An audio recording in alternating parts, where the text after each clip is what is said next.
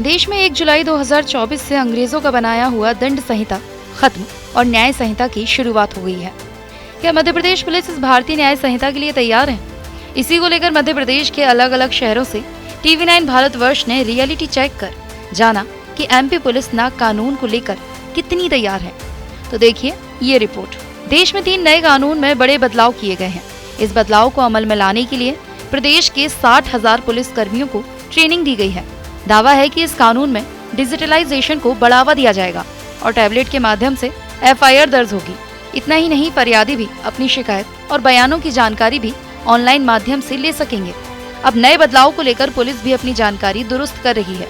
लंबे समय से पुराने कानून में FIR दर्ज करती आ रही पुलिस अब नए कानून की ABCD सीख कर दूसरों को भी बता रही है। इसके लिए बकायदा थानों में अवेयरनेस प्रोग्राम भी किए जा रहे हैं। लेकिन ताज्जुब की बात यह है कि प्रदेश में 27,000 टैबलेट बांटे जाने थे, जो कानून के लागू होने के बाद भी नहीं बांटे गए। TV9 भारतवर्ष की टीम ने मध्य प्रदेश के अलग अलग थानों में जाकर ये जाना कि पुलिस अधिकारी इन नए कानूनों से कितना वाकिफ हैं और उन्हें कितनी समस्या या आसानी हो रही है। तस्वीरों में नजर आ रहा है ये भोपाल का TT नगर थाना, जहां नए कानून को लेकर जागरूकता कार्यक्रम किया जा रहा है, जिसमें व्यापारी, स्थानीय जनप्रतिनिधि सहित आम जन को नए कानूनों की जानकारी दी जा रही है। पुलिस अधिकारी किताब के माध्यम से नए कानूनों का पाठ पढ़ रहे हैं। उनका मानना है कि लंबे समय से पुराने कानून के तहत कार्रवाई की गई है। अब नए कानूनों में थोड़ी परेशानी जरूर आएगी। FIR दर्ज करते समय किताबों का सहारा लेना होगा। नए कानून को पुलिस कितना समझती है, यही जानने के लिए हम भोपाल के TT नगर थाने में आए हैं। तस्वीरें आप देख रहे हैं और सीधे अंदर थाने में चलते हैं, जहां पर थाना प्रभारी से हम जानेंगे, समझेंगे कि आखिरकार वो नए कानून को लेकर कितना समझते हैं, उनकी टीम इन नए कानूनों को लेकर कितना समझी है, कितनी परेशानी नहीं FIR दर्ज करने में और तमाम तरह की चीज़ें। क्योंकि अभी हमने देखा है कि मध्य प्रदेश का ग्वालियर वो पहला शहर बना है जहां पर देश में पहली FIR 12:10 पर दर्ज हुई है। तो जानते हैं, समझते हैं कि क्या कुछ समस्याएं आ रही है और कितना बेहतर ये है। मनोज पटवा सर हमारे साथ हैं, उनसे बातचीत करते हैं। सर जी, नए कानून को लेकर आप क्या कहेंगे, कितना समझ रहे हैं आप लोग, आपकी टीम? अभी जैसा कि आज 1 जुलाई 2024 से नया कानून लागू होना है, जिसमें कि भारतीय दंड विधान की जगह भारतीय न्याय संहिता, दंड प्रक्रिया संहिता की जगह भारतीय नागरिक सुरक्षा संहिता और साक्ष्य विधान की जगह भारतीय साक्ष्य अधिनियम लागू हो रहे हैं। और इनकी तैयारी काफ़ी दिनों से चल रही थी और हम लोगों का प्रशिक्षण भी कराया गया है नए कानून को लेकर के हमारी क्या आगे के लिए कार्यप्रणाली रहेगी, जिसमें कि IPC में संशोधन करते हुए बहुत सारी धाराओं को हटाया गया है, बहुत सारी धाराओं में सज़ा का प्रावधान बढ़ाया गया है।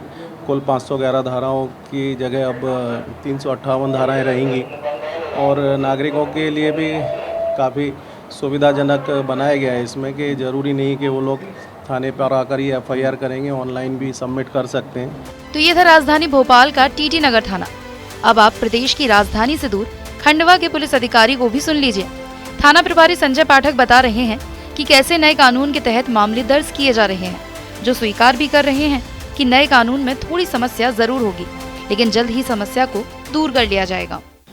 पूर्व का न्याय शब्दावली से भी दंडादेश ही देता था, तो वो न्याय कम दंड ज़्यादा लगता था, पर अब संभवतः हमारे नागरिकों को पूरा न्याय मिलेगा और नए कानून को भी समझना होगा और उसके मुताबिक कार्य करना होगा। सर, एक भ्रम की स्थिति भी है कि जो मान लीजिए कोई अपराध 1 जुलाई के पहले हुआ है और उसकी FIR करवाने व्यक्ति 1 जुलाई के बाद आया है, तो उस पर किन कानूनों के तहत कार्रवाई की जाएगी?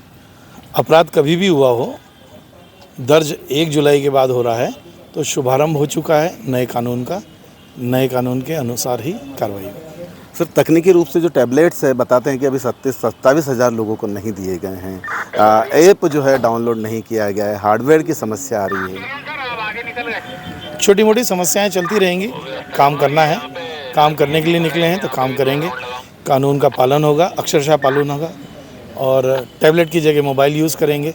हमारे पास और भी कई तरीके हैं जिससे हम उन अपलोड चीज़ों को फीड कर सकते हैं, अपलोड कर सकते हैं, रिकॉर्ड की हुई चीज़ों को अपलोड कर सकते हैं। सो हम उन उपकरणों का इस्तेमाल करेंगे जो हैं, जो नहीं है उसके लिए परेशान होने से बेहतर है कि जो है उसका उपयोग कर लेना। जहां नए कानून को लेकर पुलिस बड़े दावे कर रही है, तो वहीं इंदौर में तस्वीर कुछ इससे अलग नजर आई।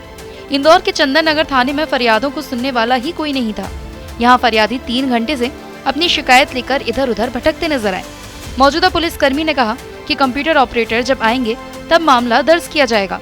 वहीं डीसीपी ऋषिकेश मीना कह रहे हैं कि सभी को ट्रेनिंग दी गई है, लेकिन टैबलेट या अन्य उपकरण नहीं दिए गए हैं। मैं जो भारतीय संविधान आ गया उसके तहत कार्रवाई हो रही है। बिल्कुल श्रीमान जी, उनके तहत ही कार्रवाई होगी।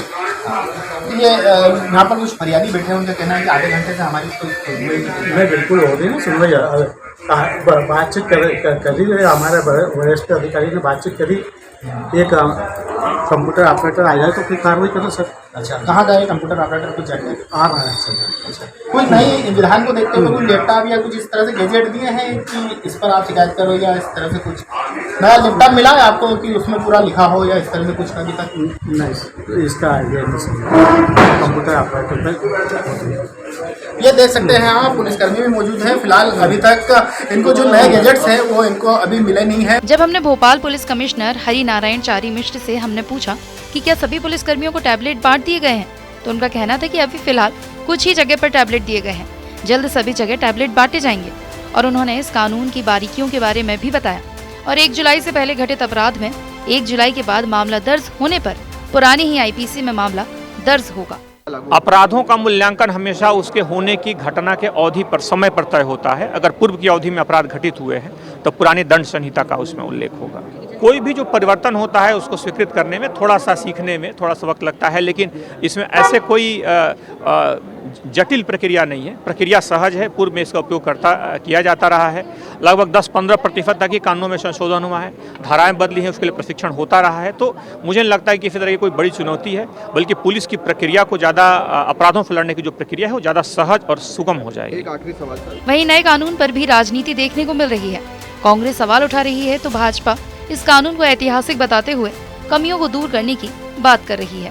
जो पुलिसिंग पूरे सिस्टम में जो प्रोसिक्यूशन है वो बहुत वीक है पुलिस का, और प्रोसिक्यूशन वीक इसलिए है कि वर्तमान में भी कानून एग्जिस्ट करता है लेकिन उसकी ठीक जानकारी पुलिस वालों को नहीं है, और उसके चलते अपराधी छूट जाते।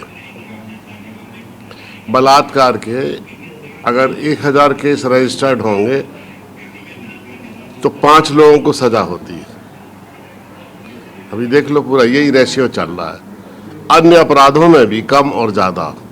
एक बहुत, अगर बहुत ही कोई अमानवीय या लोमहर्षक कोई अपराध है तो उसको छोड़ दें अगर आप, तो बाकी छोटे मोटे अपराधों में तो 95% लोग छूट जाते हैं, सजा होती ही नहीं है। आदरणीय प्रधानमंत्री नरेंद्र मोदी जी के तीसरे कार्यकाल के प्रारंभ में ही इस तरह का कानून आना, ये इस बात का घोतक है कि नरेंद्र मोदी जी अंग्रेजों के और मुगलों के ज़माने से चली आ रही व्यवस्थाओं में किस तेज़ी से परिवर्तन कर रहे हैं। अभी तक हमारे यहाँ दंड संहिता होती थी क्योंकि अंग्रेजों का मूल था दंड देना, जबकि भारतीय परंपरा, भारतीय संस्कृति में न्याय की परंपरा है कि हम न्याय देना चाहते हैं। तो संहिता को बदलकर न्याय संहिता को स्थापित किया है। तो निश्चित रूप से अब जो नई प्रक्रिया भी उसमें स्थापित की है, तो मैं समझता हूँ ये कानून भारत के इतिहास में एक मील का पत्थर साबित होंगे। देश में अंग्रेजों के जमाने के कानून को बदलकर अब नए कानून तो लागू कर दिए गए, लेकिन ये बात भी सच है कि देश की पुलिस भी अभी इन नए कानून के लिए पूरी तरह से तैयार नहीं है। पुलिस और शिकायतकर्ता भी कश्मकश में है।